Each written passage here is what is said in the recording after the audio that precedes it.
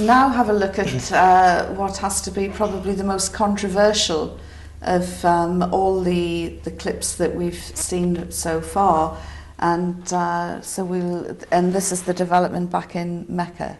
Back in Mecca. Yes. So let's have a look at this final clip, and then we're going to throw open the lines and ask you for your views. The final, here it is, and most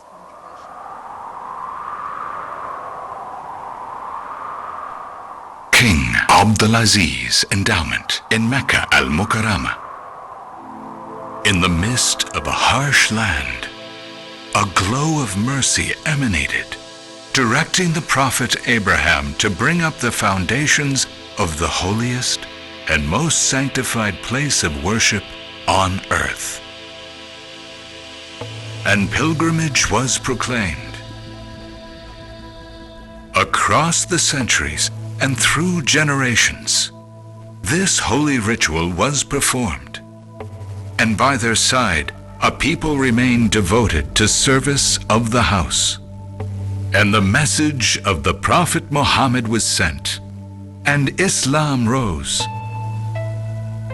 Pilgrimage continued, and with it the service to the house and to the pilgrims, now under the sanctity of Islam.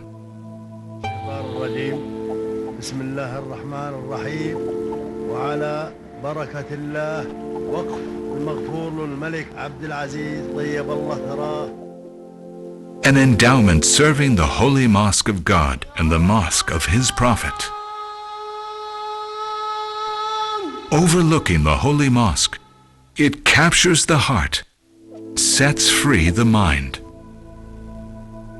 Praying areas, which overlook the holy mosque and are connected to its courts. Grandiosely built and finely styled, it humbly stands to serve the house.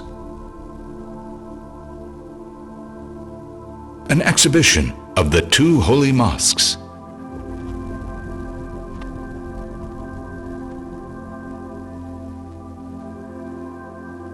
A center for lunar studies and astronomy.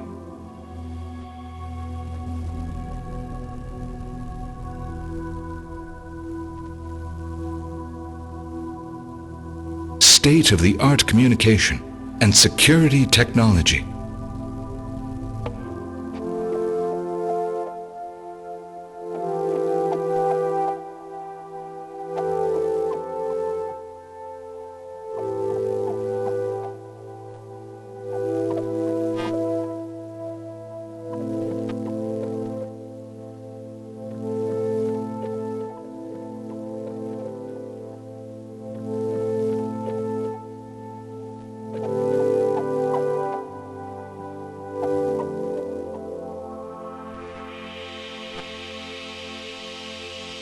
Seven towers, all rising to speak of the beauty of an architecture molded on Islamic culture and human civilization.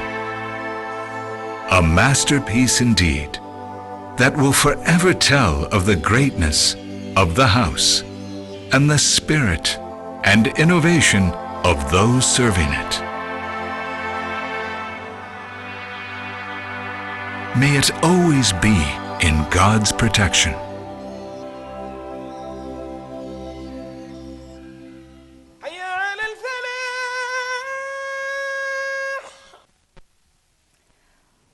Wow, I keep thinking Canary Wharf. I keep seeing that amazing image of Canary Wharf. I mean, it is going to be huge. You say it'll be ready by 2010? Yes, the Zamzam Tower is one of those 7 towers, is the first one to be completed, and that should be by Ramadan of the coming year, September 2006. And the other towers are due in succession after that, 2008, and should be all completed by about 2009, 2010.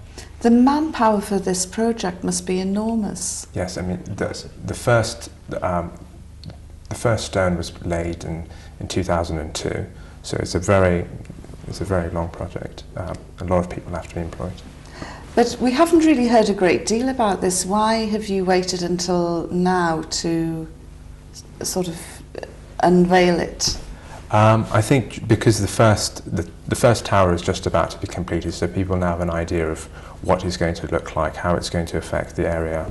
I think with just Zamzam Tower itself, we've got 12,000 Saudi graduates now who'll be working there in that tower. So it's helping to regenerate the Meccan economy itself. So I thought this would be the perfect time to show you're going to have one tower and what's likely to happen in the future. I was discussing it with somebody yesterday, and I still don't know what the general reaction is, and as I say, we are going to throw open the lines, so please do let me know your views. But I was sort of testing the water last night with a colleague, and he said, well, Mecca has always been a centre of trade. Why are you getting so agitated? Yes, exactly. I mean, they're going to have a mall. One of those towers is going to be a mall, and the Quran is filled with references to Mecca being a trading city. And I'll give you an example. In the 1930s, when the Ottomans were in charge and just before the Saudi Kingdom was established, in Mecca, the entire Haram could only take about 48,000 people. The last couple of years, it's now been expanded to accommodate 1 million people, nearly 2 million. So, and by 2010, they're expecting 20 million pilgrims to be coming. So, from 48,000 to 2 million in the space of 100 years, accommodation is needed for quite a lot of these people, and the demand is there. So. There has to be some sort of cost-benefit analysis done on what is the right method of going about doing these projects. I think that's exactly the point. There will be controversy and some people will disagree. But generally, I mean, in Islam, we justify things by the benefit versus the cost. And there's so many things in Islam where there is benefit in. For instance, alcohol, it's accepted that there is some benefit in alcohol, but the harms outweigh those benefits. And I think the exact same kind of analysis can be applied to this, where there will be some people who will be resistant to it, the modernisation of the area. But at the end of the day, the reason it's being built is to accommodate people, and we're bringing Muslims to the holiest cities in the world, the holiest sites in the world. And I think that outweighs any of the criticisms. So.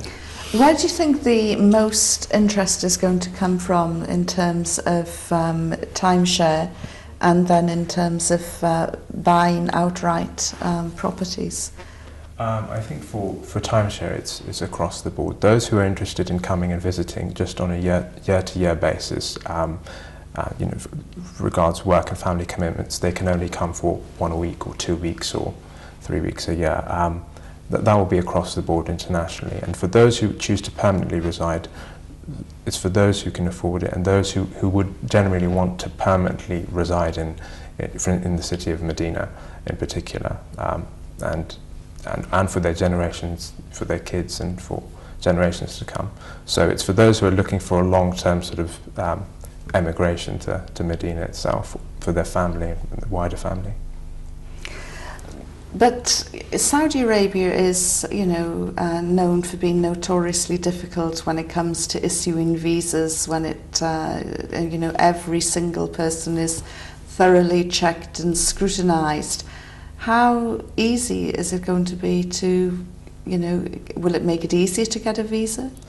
Well, at the moment, all the real estate developers, Saudi Bin Laden Group and many others, have approached the government to have a residency permit for those who are going to be purchasing these properties. Now, for the facilitation for that to take place, we're looking at about 2 to 5 years. But the moment someone purchases a property, the most likely chance is that they will eventually get a residency permit of some sort. We're going into a break, more after.